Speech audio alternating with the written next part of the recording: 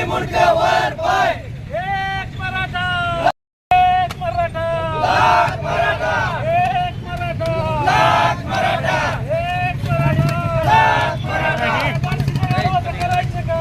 खाली मुंडकं वर पाय, मनोज दादा तुम आगे बढ़ो, हम तुम्हारे साथ हैं।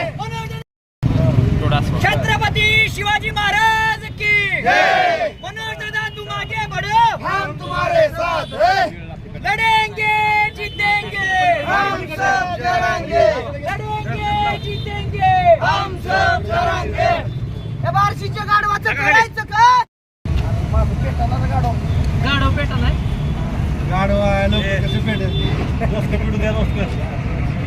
अरे या बार्शीच्या गाढवाचं करायचं काय? खाली मुंडकं वर पाय, मनोज दादांच्या विरोधात आपल्या सर्वांना माहिती आहे की अण्णा शिंदे नावाचा फितूर जो संजय आपला राजेंद्र राऊतांचा जो पिल्लावळ आहे, राजेंद्र राऊतांचा कार्यकर्ता आहे, यांनी दादांवरती एक स्टेटमेंट केलं किंवा दादांना त्यांनी जाब विचारला की मनोज जरांगे पाटील आमची शंका दूर करतील का.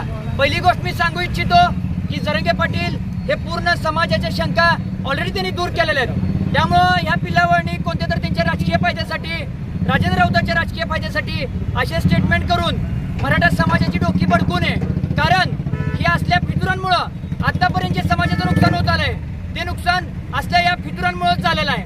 राहिली गोष्ट राजेंद्र राऊतांची, आज आम्ही त्यांचा गाढव बनून राजकारणातला गाढव आणि एखाद्या नेत्याचं गाढव किती असावं एखाद्यानं ते आम्ही आज त्याचा गाढव प्रतिमात्र पुतळा बनून आम्ही आज त्यांचा निषेध केलाय, त्यांना जळलंय आज. आणि हे आम्हाला जर 77 मध्ये उतरायचं असेल तर आम्ही त्यावेळेस देखील उतरू का? कारण त्यांनी दादांना बोलताना एक त्यांनी परवा दिवशी बाईट दिली की कापाकापीची भाषा त्यांनी केली. तर राजेंद्र राऊतांना मी खूप छोटा समर्थक आहे दादांचा, पण त्यांना मी आज या धाराशिव सगळ्या पत्रकार बांधवांच्या माध्यमातून सांगू इच्छितो की त्यांनी कापाकापीची भाषा करू नये. कारण आम्ही सर्वसामान्य दादांच्या नेतृत्वात आम्ही शांत संयमी आहोत, शांत संयमीच आम्ही ही भूमिका घेणार आहोत. पण इथून पुढे जर तू कापाकापीची भाषा करत असशील तर आम्हाला देखील तलवारी घेऊन उतरावं लागल.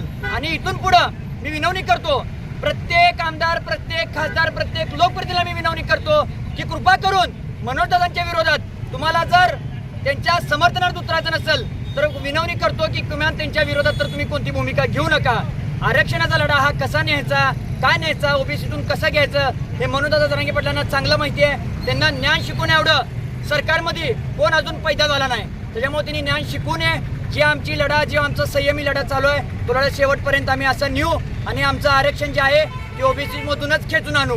आणि सगळ्यांना अजून एकदा माझी विनवणी आहे, कळकळीची छत्रपतींच्या स्मारकाखाली मी थांबून मी अजून एकदा विनवणी करतोय की तुम्ही कृपा करून कोणीही मनोजदादांबद्दल वाईट अपशब्द कृपया कोणत्याच आमदार खासदारांनी बोलू नये, नाहीतर इथून पुढे जशाच तसं उत्तर देण्यात येईल. आज काय केलं इथं? आज आम्ही अक्षरशः राजकारणातला गाढव त्याचं प्रतिमात्र पुतळा बनवून आम्ही त्याचं दहन केलं. आज राजेंद्र राऊत, आमदार राजेंद्र राऊत बार्शीचे, आमचा त्यांचा दुश्मनी, आमच्या त्यांचा वैर कोणता नाही, पण जो मनोजदादांना विरोध करेल त्याचे हे हालत इथून पुढे होतील हे त्यांनी लक्षात घ्यावं.